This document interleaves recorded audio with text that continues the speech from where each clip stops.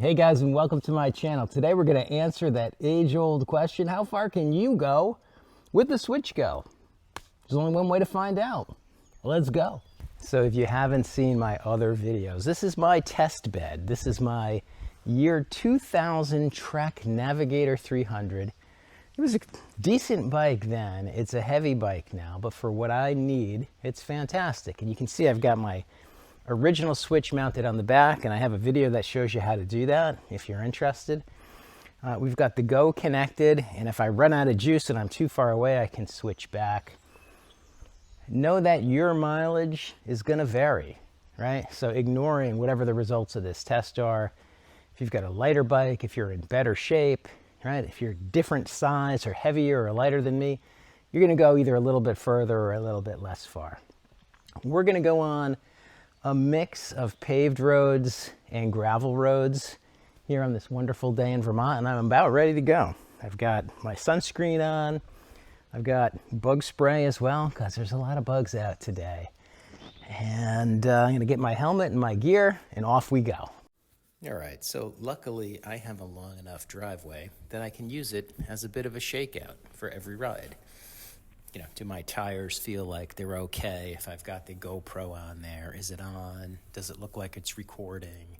Is it pointed in the right direction? And is it tight? And of course, it never seems to be. But here, I feel comfortable, so we're going to get out to the main road. Not the main road, we're going to get out to my dirt road, and we're going to head out on our little adventure here. Now, you'll see as we start going, the road is pretty hard-packed dirt.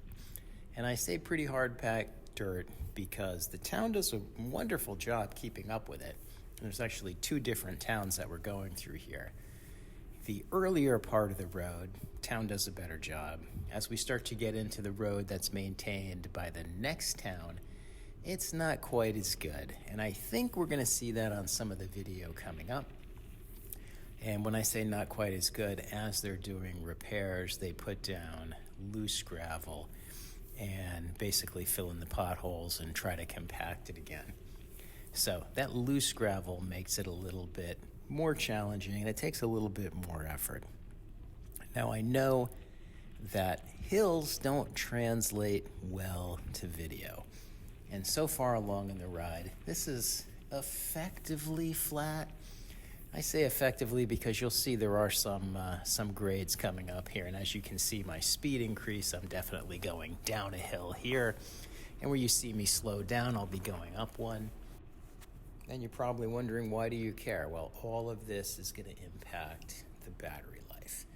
So remember, with the Swytch Go, the way that I've got it configured, there is no control of the power like I have with my Generation 3. So in the Gen 3, I've got basically the controller mounted on the handlebar, and you can go from 1 bar of power all the way up to 5 or all the way down to 0.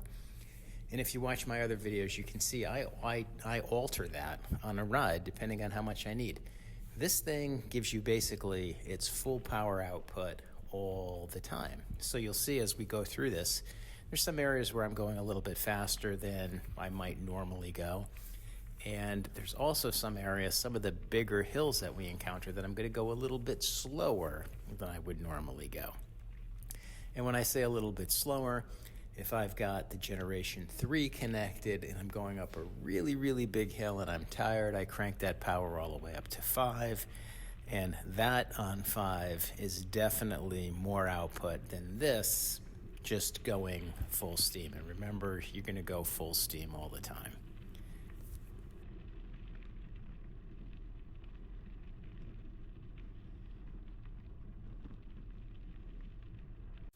All right, so we skipped ahead a little bit to some paved roads, and you're going to be able to tell here we actually get moving pretty good. Again, this doesn't translate good to video, but this is a pretty decent hill going down.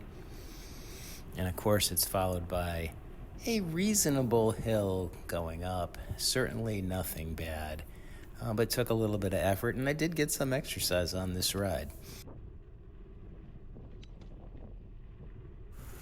So now we've gone about 8 miles. When we take a look at the battery, you can see we've gone from 5 bars down to 3, which is not bad.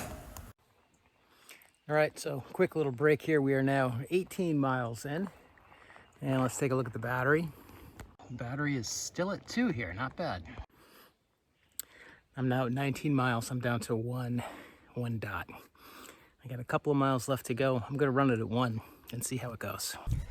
All right, so we're done. What do I think? So I went a little bit less than 22 miles, which is pretty close to what the range on this is supposed to be. It's rated at 20.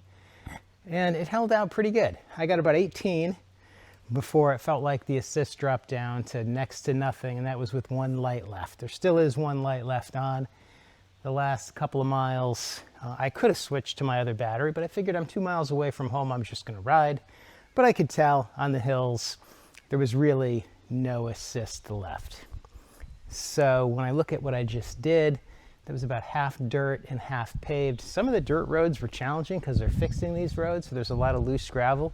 It takes a little bit more energy. And that ride is a little bit hilly. You can't really tell, but there are some good hills in there. All in all, I think it's a pretty good product. So if you need a backup for your existing battery, you should consider this. Or if you want an inexpensive way to get into an e-bike, you should check it out. Now, I don't work for Swytch. I'm not sponsored by Swytch. If you want to know anything about it, go check out the Swytch website. And if I can help you, put a question and I'll answer it if I can. Otherwise, guys, thanks for watching. I appreciate it. Subscribe if you like my content. We'll see you again soon.